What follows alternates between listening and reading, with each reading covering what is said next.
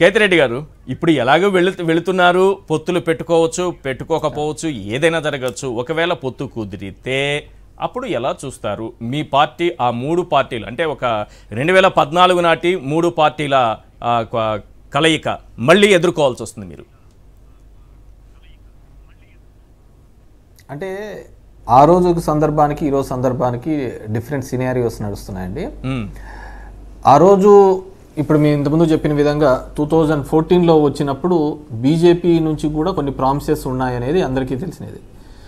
వాటినన్నింటినీ కూడా ఆయన వ్యతిరేకించి నాకు ఇది చేయలేదు, ఇది చేయలేదు, మాకు చిన్నప్పుడు అలిగి వస్తానట్టు వచ్చినాడు బయటికి.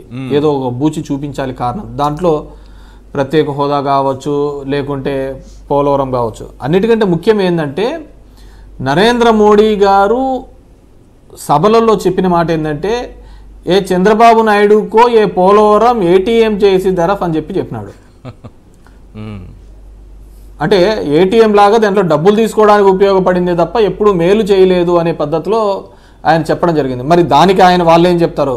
సో ఈ కలయికతో వచ్చే ప్రమాదం కానీ వచ్చే ఇబ్బందులు మీకు, ఎందుకంటే ఈ రాష్ట్రం మేలు కోసం ఈ రోజు ఎటువంటిది ఉండదండి, ఎటువంటిది ఉండదు.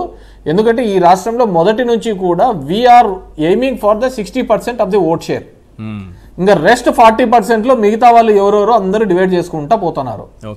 సో ఆ 60% ఓట్ షేర్ని తెచ్చుకోవడం కోసం ప్రభుత్వం చేస్తున్న వెల్ఫేర్ కావచ్చు, డెవలప్ కావచ్చు, ఇన్ఫ్రా కావచ్చు, ఎవరు కేంద్రంలో ఉంటే వాళ్ళతో పని చేయించుకొని పోవాల్సిన బాధ్యత రాష్ట్ర ప్రభుత్వాలకు ఉంది. మాకు ఎవరితోనూ కూడా వైరం లేదు, ఎవరితోనూ కూడా ఇది లేదు.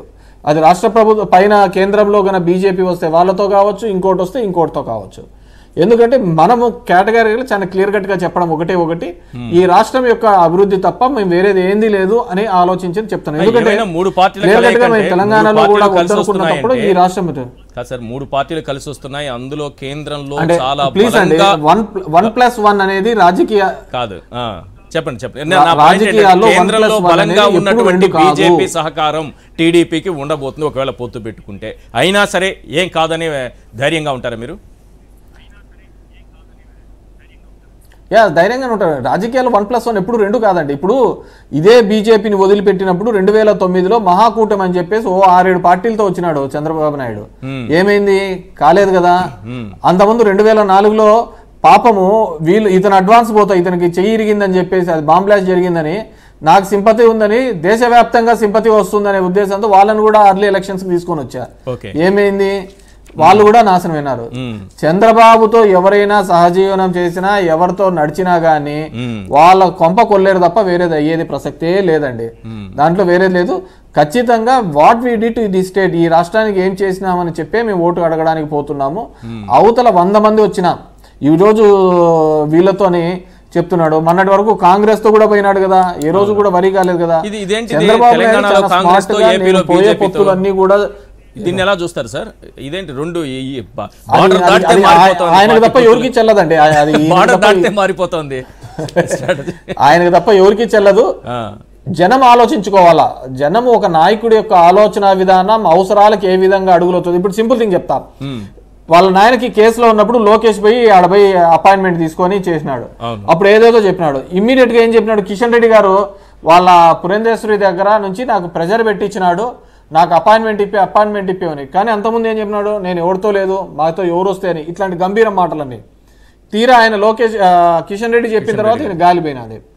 అదేవిధంగా ప్రతి దాంట్లోనూ కూడా ఇంతకుముందు చెప్పినట్టు ప్రశాంత్ కిషోర్తో మా దగ్గరకు వచ్చినాడు, మొత్తం అంతా అయిపోయింది. మళ్ళీ ప్రశాంత్ కిషోర్ చెప్పినాడు నన్ను ఏదో కామన్ ఫ్రెండ్ చెప్పి ఒకసారి వచ్చి కలిసిపోప్పా అని. ఇప్పుడు ఏదానికి పోయి కలుస్తున్నాడో తెలియదు.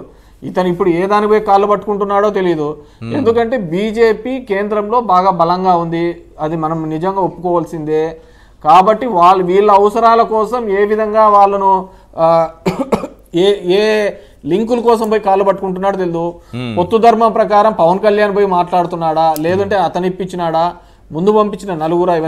సో వాళ్ళు ఎంతమంది కలిసినా కూడా చంద్రబాబు ఇప్పుడు ఒంటరిగా ఎన్నికల్ని ఎదుర్కోలేక వైఎస్ఆర్సీపీని ఎదుర్కోలేక సరే పవన్తో పొత్తు పెట్టుకున్నారు. ఈ బలం కూడా సరిపోదని మళ్ళీ బీజేపీ దగ్గరికి వెళుతున్నారా? అంతే కదండి. మనము ఒంటరిగా నడవలేని వాడు, రేసులో పరిగెత్తలేని వాడు ఖచ్చితంగా వేరే వాళ్ళ సపోర్ట్ తీసుకొని పరిగెత్తాలనే ప్రయత్నం చేస్తూ ఉంటాడు. ఓకే, అది కూడా జరగనప్పుడు ఇంకోరైనా పట్టుకొని ఎత్తుకొని పోతారేమో నన్ను అంటారు.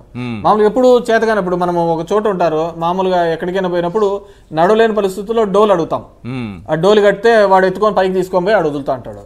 సో ఇప్పుడు కూడా పవన్ కళ్యాణ్ అలాగే ఇప్పుడు మళ్ళీ బీజేపీని కూడా అదే దాంట్లోకి భాగస్వాములు చేసుకుంటున్నాడు. అతను ఎవరిని భాగస్వామి చేసుకున్నా గానీ అతను రీచ్ కావాల్సిన డెస్టినేషన్ మాత్రం రీచ్ కాలేడు, అది మాత్రం స్పష్టమండి. రైట్. ఒకసారి మోడీ గారు ఏమన్నారు చంద్రబాబును ఉద్దేశించి పోలవరం అంశంలో కేతిరెడ్డి గారు గుర్తు చేశారు కాబట్టి ఆ బయట ఒకసారి ప్లే చేయండి ప్లీజ్. लेकिन ये यूटन बाबू के लिए, ये टीडीपी के लिए ये पोलावरम प्रोजेक्ट एटीएम है, एटीएम उसमें से निकालो और भ्रष्टाचार का खेल खेलते रहो, यही उनका काम है. लेकिन ये यूटन बाबू के लिए, ये टीडीपी के लिए ये पोलावरम प्रोजेक्ट एटीएम है, एटीएम उसमें से निकालो और भ्रष्टाचार का खेल खेलते रहो, यही उनका काम है. ప్యానల్లో ఉన్నవాళ్ళు సాక్షి టీవీ చూస్తున్నటువంటి వ్యూవర్స్ అందరూ కూడా ఏమనుకుంటున్నారంటే మోడీ గారి వాయిస్లో చూసి అంటే ఏటీఎంగా వాడుకున్నారు పోలవరాన్ని, ఆ విషయాన్నే వింటున్నారు అందరూ. నేనేం వింటున్నానంటే యూటర్న్ బాబు అన్నారు కదా, ఎందుకన్నారంటే మళ్ళీ తిరిగి వస్తాడు ఎప్పుడో ఒక రోజు అని. ఈ యూటర్న్ బాబు తప్పనిసరిగా ఇంకొక యూటర్న్ తీసుకొని మళ్ళీ వస్తాడని వచ్చేటటువంటి అవకాశం ఉందని ఆయన మనసులో ఆ రోజే ఉందేమో యూటర్న్ బాబు అని వాడారు. అది ఈరోజు నెరవేరినట్టుగా కనిపిస్తోంది. కరెక్ట్గా మీరేం చెప్తారు సార్ యూటర్న్ బాబు గురించి? 1999 నుంచి ఇతని టర్న్లన్నీ ఒకసారి రాష్ట్ర ప్రజలకు చూపించాలండి. టర్న్లన్నీ తిరుపతిలో కొండలు కూడా అన్ని మలుపులు ఉండవు, అన్ని యూటర్న్లు ఉండవు.